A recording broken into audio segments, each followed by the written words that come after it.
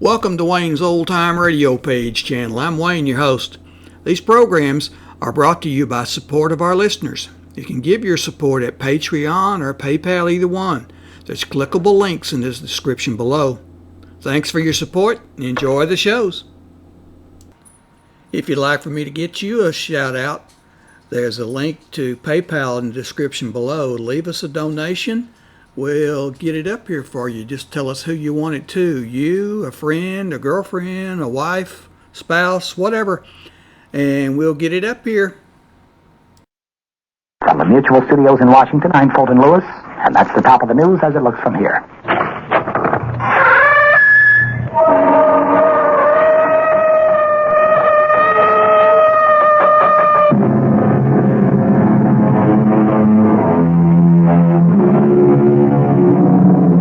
Come in. Welcome. I am E.G. Marshall. Welcome to the sound of suspense, to the fear you can hear. For the next 52 minutes, I'll be your companion on a journey to a place in the past. It used to be that only the mystics believed you could go back, relive your life. But didn't so eminent a scientist as Albert Einstein say that the past, the present, and the future are all intermingled somehow?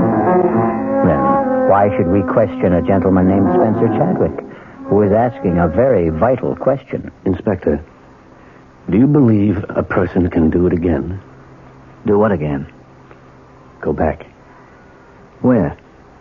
To that point in his life where it went wrong. It turned sour. And correct it. No. No, I don't believe it's possible. Well, I'm doing it, Inspector. I'm doing it. I'm changing it. I've gone back. Inspector, I've gone back.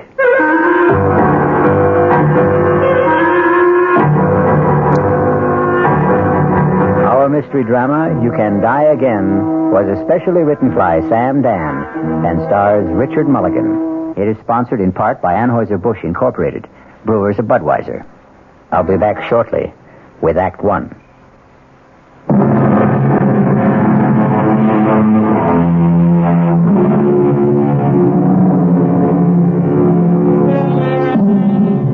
This evening, we're concerned with bright young men. That is, those who began as bright young men, like Spencer Chadwick. Bright young Spencer Chadwick married his boss's daughter, but that was 23 years ago. And today, young Spencer has arrived at comfortable middle age. This morning, he will pick up his phone and dial the private number of a highly placed friend.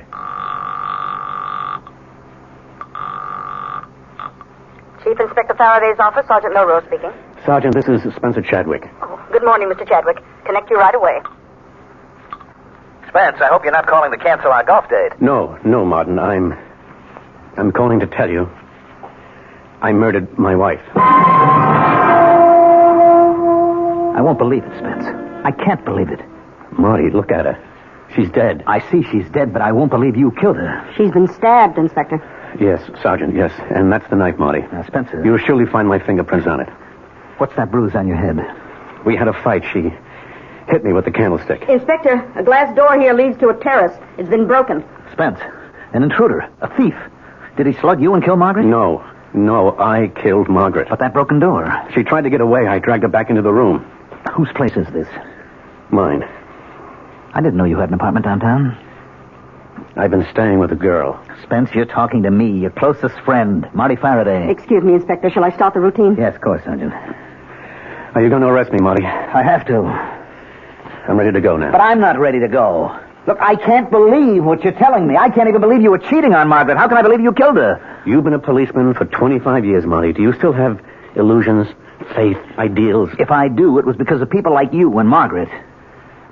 I'm sorry, Marty. Look, Spence, is this the way it happened? You were having an affair. Margaret found out about it. She came here, confronted you. One thing led to another, and you killed her. Now, is that the story? Yes. Yeah, that's it. Well, where's the girl? I suppose she's dead, too. You suppose?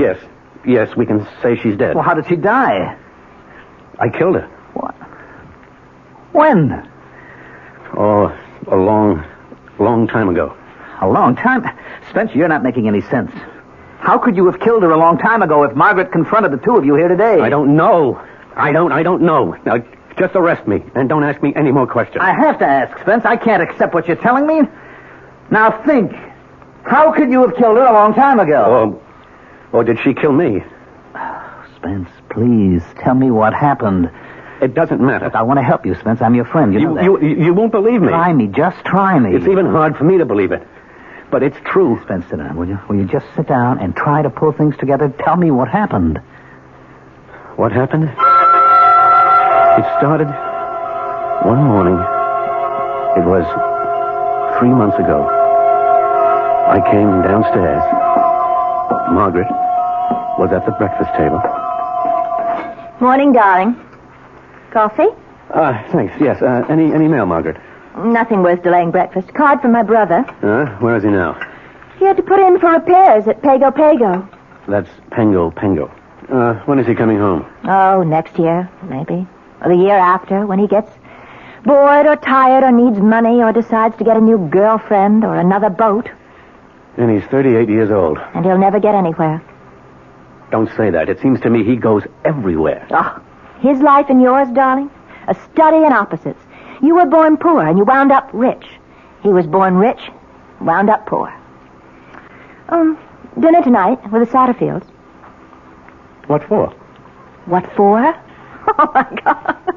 I practiced for almost 5 minutes before you came down, tossing off what I just said in an offhand, casual way. Dinner with the Satterfields. This is the coup of the century. A dinner party at the home of Senator Satterfield. Ask me how I did it. Why do we want to have dinner with Senator Satterfield? Spence, you asked me to arrange for the invitation. I disagree completely with the man's principles. Oh, we understand all that, but you're the one who decided to give politics a whirl.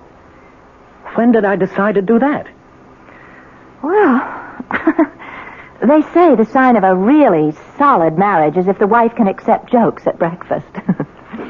Shall I remind you of that Chinese or Indian saying that you've been spouting lately? A man spends his first 20 years living for himself, his next 20 living for his family, and his next 20 living for his country. It was you who decided. Dinner's at 7:30, black tie. So be home early, Spence? You're not listening.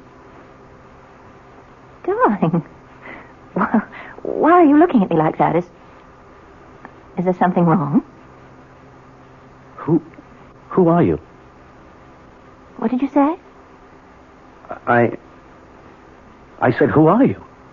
Tell me. Spencer. What are you doing here? Now, look, darling, if this is a... Oh, no. What am I doing here? If this is a joke, it's not in the best of taste. Well, I'm afraid I don't know where I am. Or who you are. Do you know who you are? Yes, I think I know who I am. I'm Spencer Chadwick. All right, now listen. Sit quietly for just a minute. I'm going to call Dr. Berger. Please, I don't want to put you to any trouble. Don't get up, Spencer. Please, don't get... Where are you going? Home. This is your home, Spencer. Please, don't be alarmed, please. I hope I haven't frightened you. I'll leave this minute.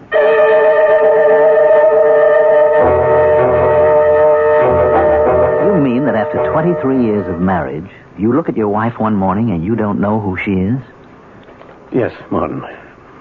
All right. You walked out of the house. Now, where did you go? I hailed a cab. Now, where to, pal?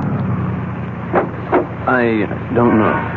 It's all right. None of us knows where we're going. Just answer this. Where do you want me to take you? Just drive. Okay, you're the doctor. What do you think? The Redskins got any kind of chance this year? All right, let's try politics. You think Satterfield's going to run again? Well, as my old man would have put it, you wasn't exactly vaccinated with a phonograph needle. Driver, why are you headed north? Well, you said to drive. The Chadwick building is down on Jefferson Square. I distinctly told you You to take... distinctly told me nothing. What would I be doing in your cab at 9 o'clock in the morning if I didn't intend to go to my office? Yes, sir.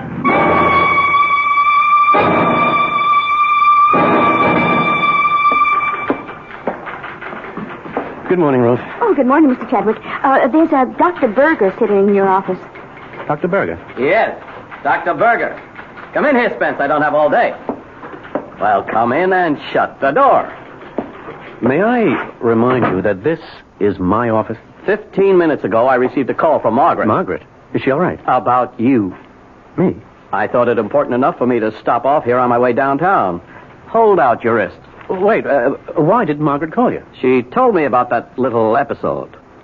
What? What little episode? You don't remember saying certain things? Paul, please, what is this all about? Pulse seems to be a little fast. What am I supposed to have said to Margaret? I want you to report to the hospital right now. You can't just walk into my office and tell me to report to the hospital. Who says I can't? But what's the matter with me? I don't know. That's why I'm putting you into the hospital. What did Margaret tell you? That you didn't know who she was. Well, how could I not know who she was? Have you had moments when you didn't know people, or you didn't know where you were, or what you were doing there? Well, certainly not. Now, level with me, Spencer. Listen, those things, they happen sometimes to everybody. How often do they happen to you? Well, The incident with Margaret, was it the only one? well, Spencer, I'll see you at the hospital in 30 minutes.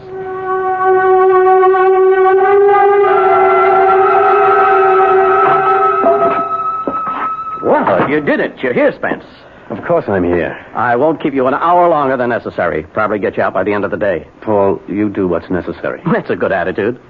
Most of you high-powered business types are so self-important. you Don't start to lecture me. I'm here. I agree I need some help. Now what's holding us up? I am. I'm talking to you when I should be arranging for tests. Now, you just relax. Listen to some music, read, take a nap. I'll see you.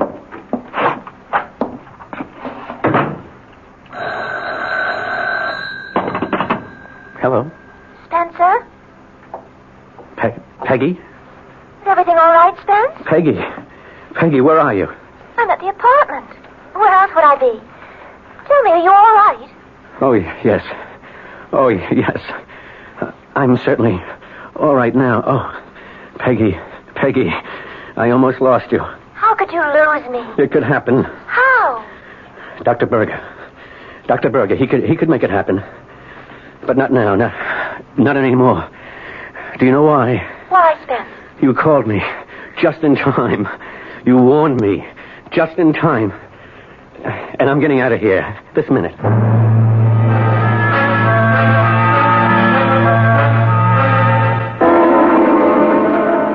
Mr. Chadwick, Yes, Ruth? aren't you supposed to be at the hospital? I'm not supposed to be anywhere except in my office during the business day. Oh, yes, sir. This Dr. Berger, he's been calling just about every 5 minutes. And your wife. Shall I get them for you? No, I left Dr. Berger a note saying I changed my mind about the necessity for what we were discussing. Now, tell him I have nothing to add. Oh, yes, sir. Oh, call my wife and remind her we have a dinner date with Senator Satterfield. And no calls. No calls. I don't want to talk to anyone. Yes, sir. Except a young lady. She'll call herself Peggy.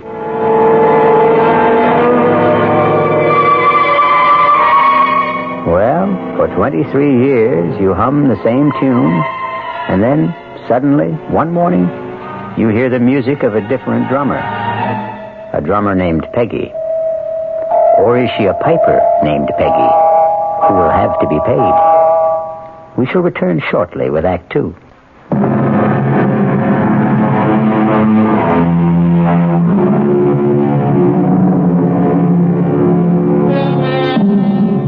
And so we have Spencer Chadwick in complete command, ready to take hold of his life and run it his own way, starting with his wife.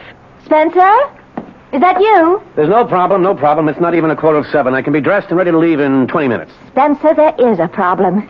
You made Dr. Berger look like a fool today. You read my note. It explained You everything. made yourself look like a fool. You admitted to the hospital, and less than an hour later, you sneaked out. I did not sneak out. I got dressed, went to the desk, and said, I'm leaving. Send me the bill. But, Spence, you're not well. I've never felt better. You should be in the hospital. Margaret, please stop running my life. What did you say just now, Spence? I'm sure you heard me. I wasn't aware that I was running your life. Spencer, would you be good enough to explain? Can you show me how? You did say this thing was black tie? Spencer, I I'm entitled to an explanation of that remark. Margaret, if you can't understand what I'm saying, how can I explain it?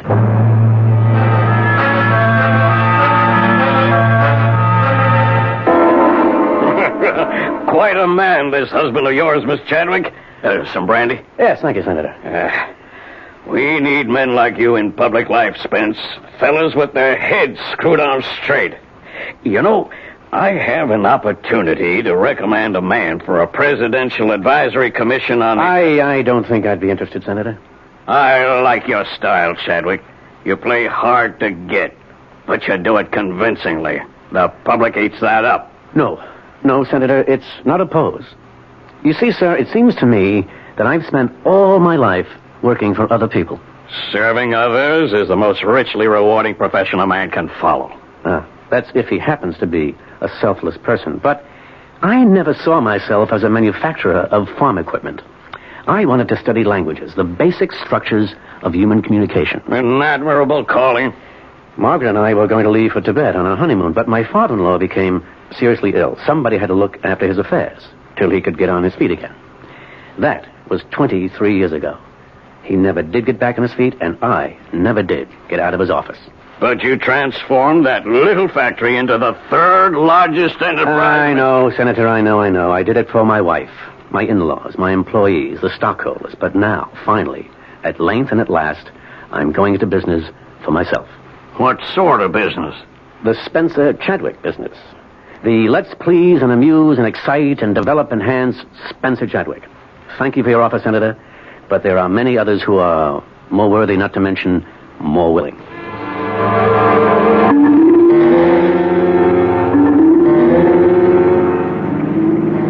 Spencer, when did you decide you were no longer interested in public service? Oh, it's been building for a while. We'll have to talk. Oh, about what? About what? I don't know if this is a pose or... Margaret, I'm sure I can explain. Now, let's drop in somewhere for a nightcap. No, let's get home. Now, do you remember what you said to me this morning? No. You insist you don't recall our little scene at breakfast? No, I'm very sorry. You looked at me this morning, and you said, "Who are you?" You said it with sincerity and conviction. You meant it. Look, I may have been... You may have been what? Daydreaming. No, it was not daydreaming. It was wishful thinking. Oh, Margaret, what are you saying? Spencer, you're having an affair. What? Please don't deny it. But I'm not. It fits in with what Dr. Berger told me.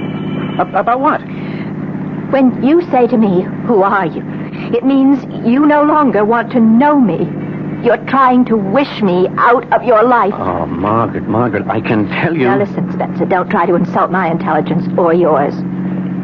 And then, what just happened at Senator Satterfield's? What just happened? Well, suddenly you're no longer interested in public service. Why? If you heard me talking to him, you'd know that finally I want to do things for me. But he as much as offered you a post that you dreamed about. A sensitive post.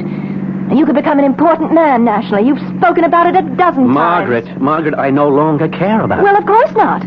Because you become controversial, make enemies, and then they try to get something on you. And now that you're having an affair, you're vulnerable to scandal. But I am not having... Oh, don't lie to me. That just makes it worse.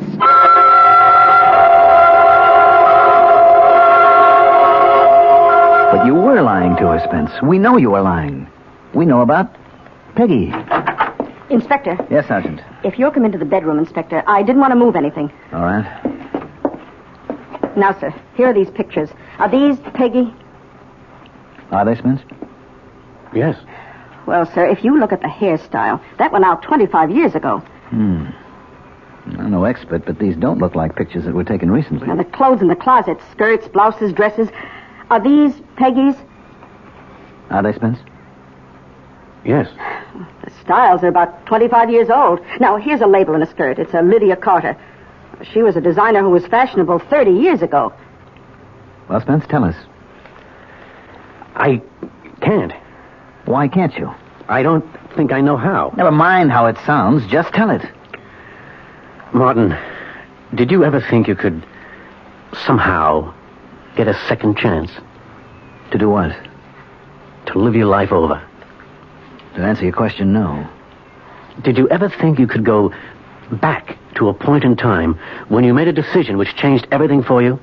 Where you crossed your own particular Rubicon, and if you could go back, start again, and do the thing you really wanted to do?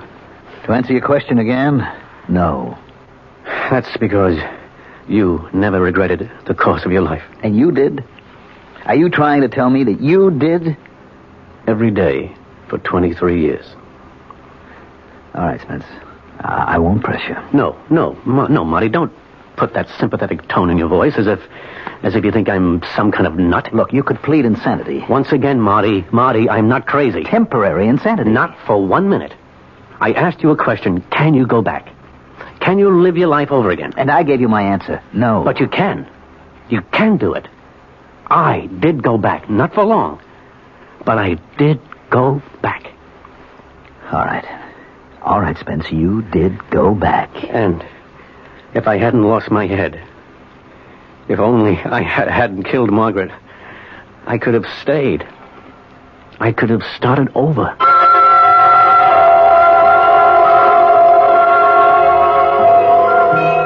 Peggy, want to go to a movie? No, I missed the news broadcast. Anything happening? they think a war just started. Oh, come on, Peggy. Come on. There aren't going to be any more wars. Everybody knows that. People may be crazy, but they're not insane.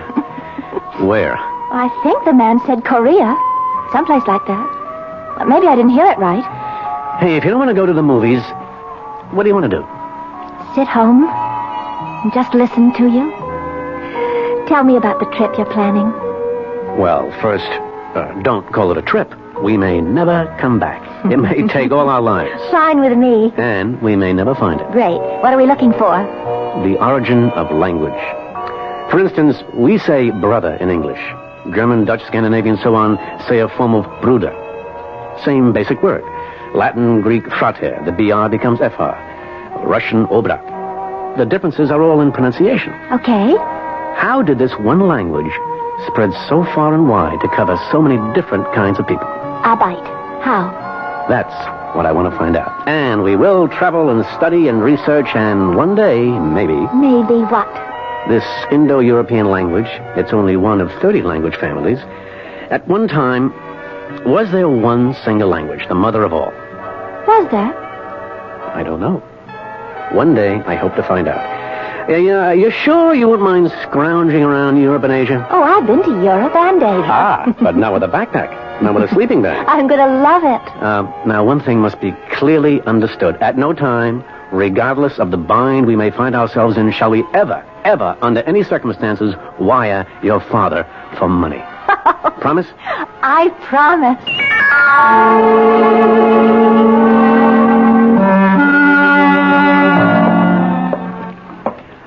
Hello, Margaret. Where have you been, Spencer? Oh, excuse me. I hope that doesn't sound shrewish. Well, no, it doesn't. Or as if I'm trying to run your life. Please, Margaret, cut it out. The reason I ask is because I had prepared dinner. I know. Didn't you get my message? Yes, I did. I got it at 8. Meanwhile, at 7, the Millers, the Brownsteins, and the Gladwells arrived. No, the Gladwells were here at 6:30.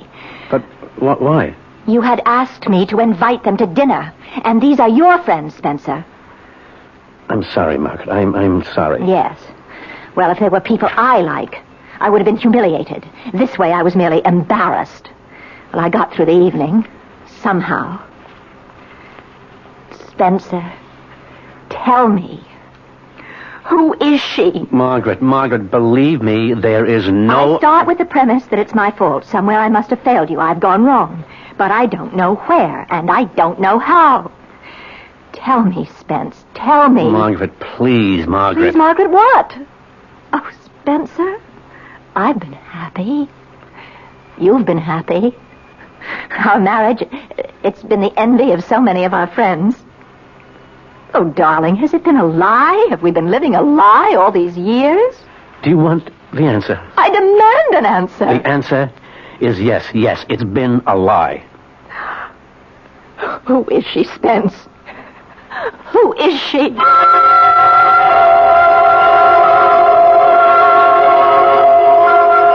Who is she, Spencer? Who is Peggy?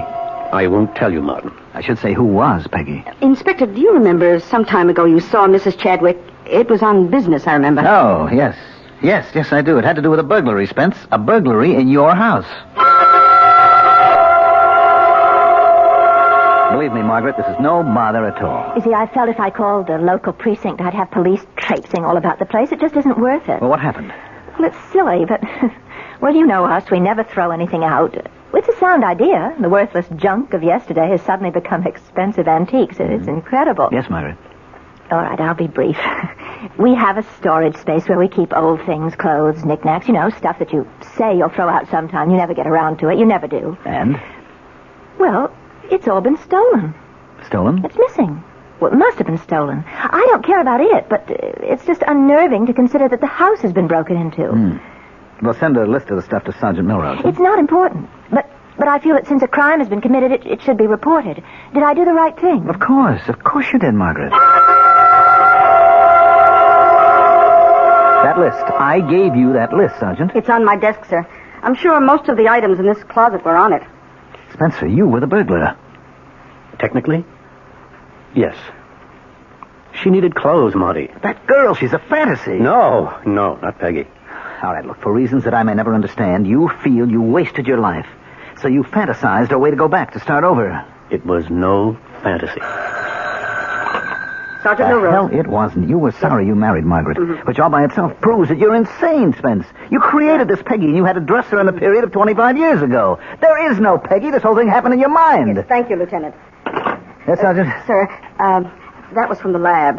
They scraped some grass samples from a skirt in the closet, and it's been identified as Duke of Wentworth fescue. All right. It's a new kind of seed, just been planted for the first time. When? Well, about a month ago, which means somebody wearing this skirt was sitting in the grass in Benton Park very recently. You figure if a man's been married for 23 years, he may have a tendency to fantasize a bit. But Spencer Chadwick has created more than an illusion. He has brought forth flesh and blood, particularly blood. We'll be back shortly with Act 3.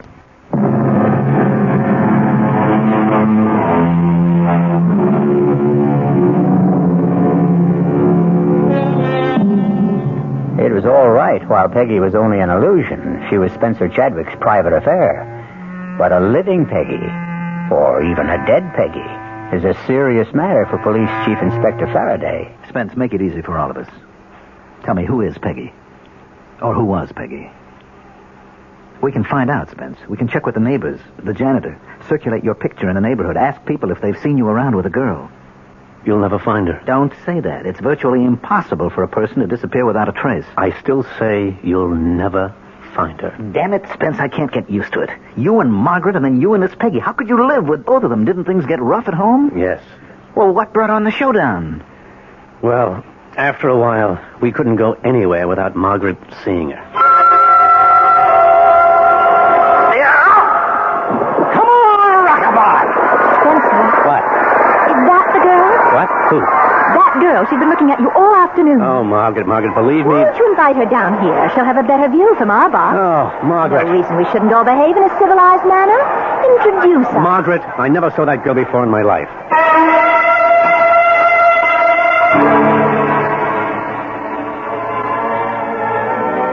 Margaret, you're staring. Me. That girl's been staring at you all evening. Margaret, believe me.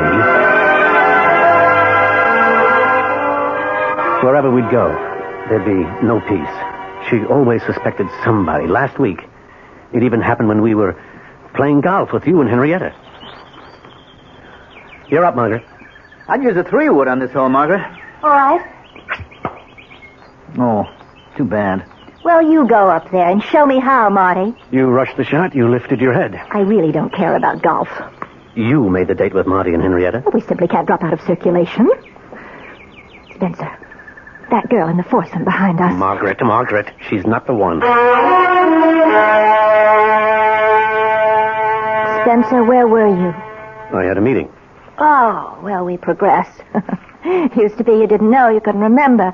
And now at least you're courteous enough to lie to me. You've been drinking, Margaret. Yes, that's true. I have been drinking. Margaret, it's not good for you. Oh, I don't know. Let's consider that. Drinking is not good for me. I won't fight that.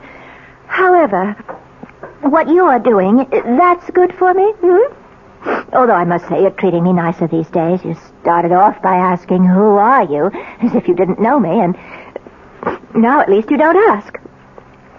The phone rang today, and I answered it, and the line was dead. What's going to happen, Spence? I intend to go away with her. Well, finally, you've admitted it. You are having an affair. Yes. Who's the woman? Who? Yes, who? I'm not sure you'd want to know. I have a right to know. Well, perhaps you do. Who is she, Spencer? She's you. Me? Yes, Margaret. The girl is you. What kind of No, nonsense... that's not quite right. She isn't you. Then what were you trying to say? She was you. She isn't Margaret Chadwick. She was Peggy Wainwright. Spencer, don't look at me like that. I'm scared.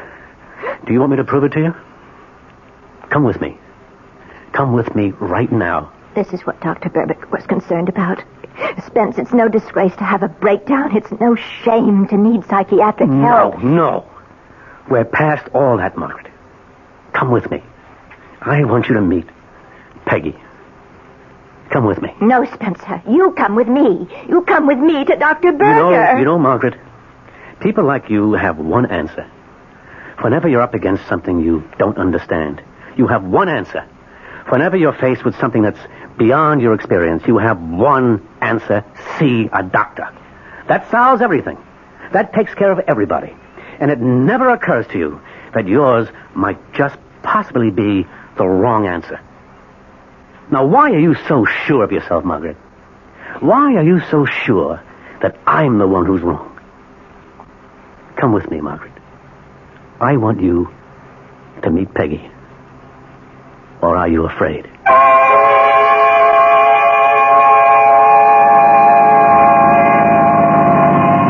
Does it look familiar, Margaret? Spence. This is 32 Benton Boulevard. It's our first address. I remember. Do you remember the apartment number? 3A. Oh, don't tell me it's still there. See for yourself.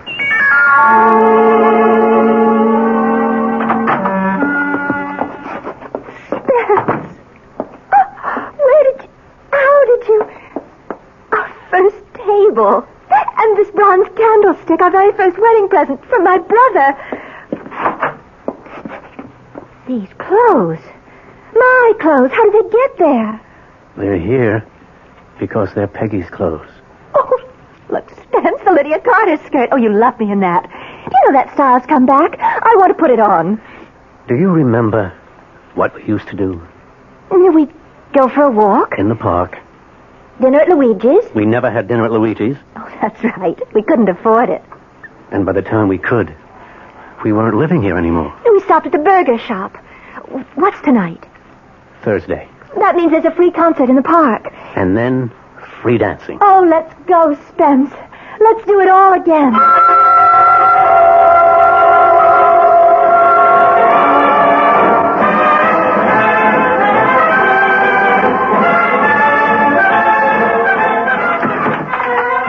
I never realized how much fun we had in those days. They were great days, Peggy. Peggy. I always liked Peggy better. Somewhere along the line, you stopped calling me Peggy. When exactly did you stop calling me Peggy? When you became Margaret. I always wondered about that. How did I become Margaret? Why? Take a look around. See, Peggy? All the bags, the trunk. We're packed for the trip. The trip? The trip to Tibet.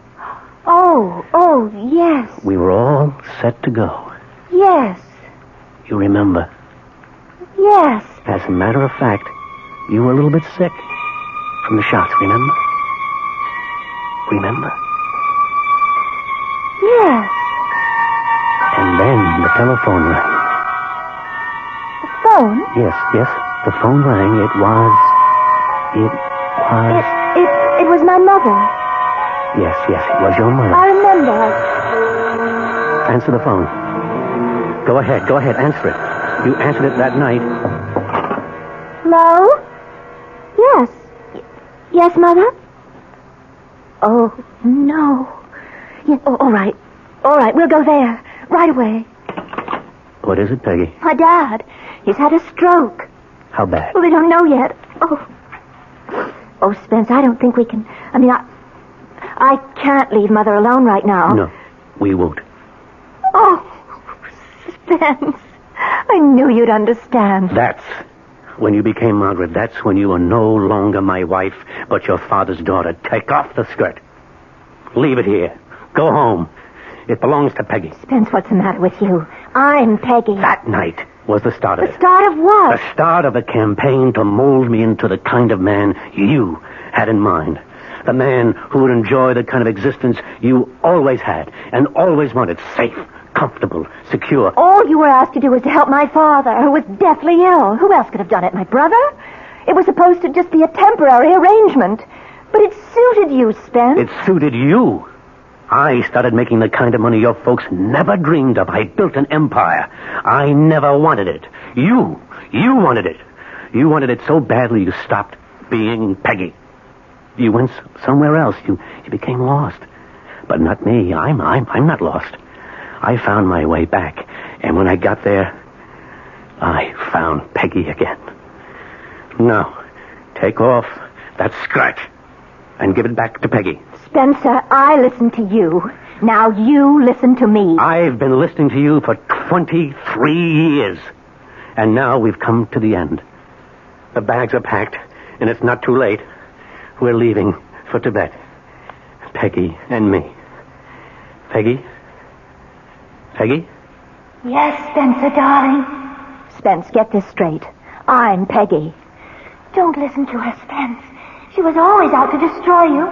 She almost did till you came back to me. I'm Peggy. The only Peggy you have. She's lying. She's trying to stop you. We are going to Tibet. Fat chance. You'll take that appointment from Satterfield. That refusal was just a ploy. You know it. He knows it. Shut up, Margaret. Shut her up, Spencer. Shut her up. I didn't destroy you. You destroyed me. You have to kill her, Spence. Go ahead. Live with this fantasy of yours, this Peggy who rewrites history. She's all yours. I want my skirt. Take off that skirt. It's mine. It's all I want from you for 23 years of marriage. Don't let her out of here. She'll tell everybody about us. They'll put you away, Spence. Get away from that door. No. Spence, keep away from me. No.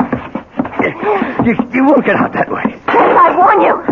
I'll hit you with this. Now, you asked for it. You asked for it. Use a knife, Spence. Use a knife.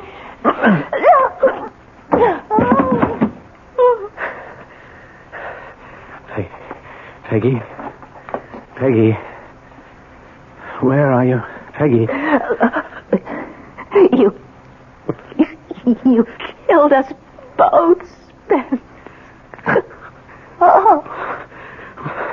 Margaret. Margaret.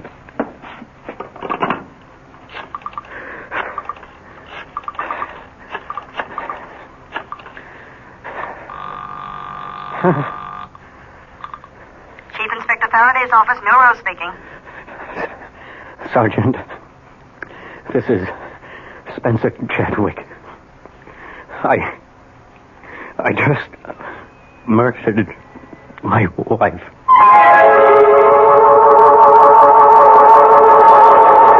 Well, as they say, all of us are two people. One is the person we think we are, and the other is the person we really are. And the secret of a long, happy life is to make sure the twain never meet. I'll be back shortly. This is WBOR New York, your station for Mystery Theater.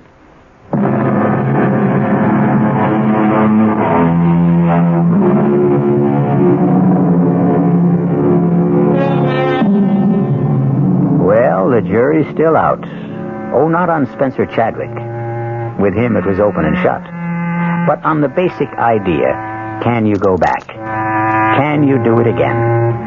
Well, to end on a non-controversial note, here is something everybody can do again. Tune in again for more suspense and excitement.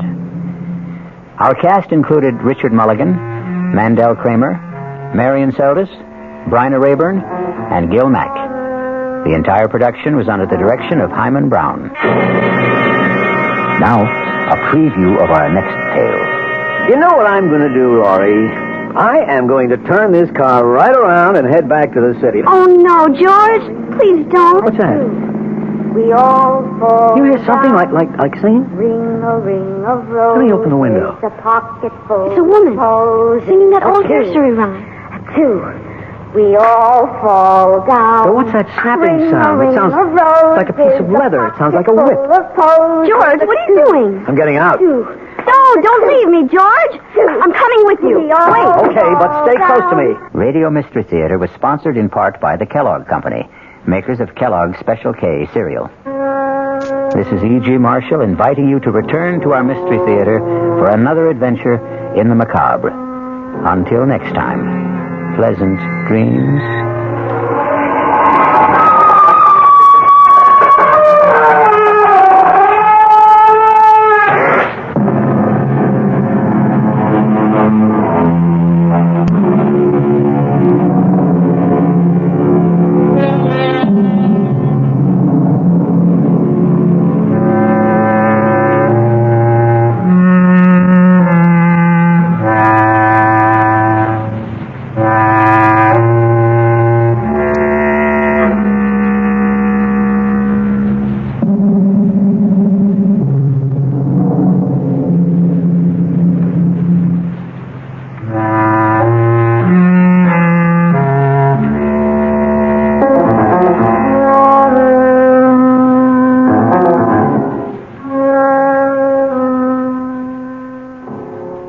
The preceding Mystery Theater program was furnished by the CBS Radio Network.